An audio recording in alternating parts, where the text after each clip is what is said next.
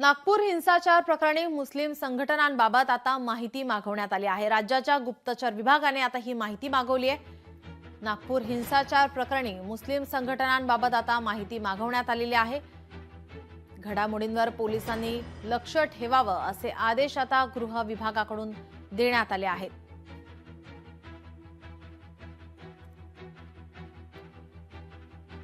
नागपूरमध्ये हिंसाचार झाला आणि या प्रकरणी आता मुस्लिम संघटनांबाबत माहिती मागवण्यात आलेली आहे। राज्याच्या गुप्तचर विभागाने माहिती मागवली आहे। सर्व घडामोडींवरती पोलिसांनी लक्ष ठेवावं असे आदेश आता गृह विभागाकडून देण्यात आलेले आहेत। सर्व मुस्लिम संघटनांच्या हालचालींची माहिती गुप्तचर विभागाने मागवलेली आहे। या संघटनेचे सध्याच्या घडामोडीवर पोलिसांनी लक्ष ठेवण्याचे गृह विभागाकडून आदेश देण्यात आले आहेत। नागपूरमध्ये हिंसाचार झाला होता, दगडफेक झाली होती।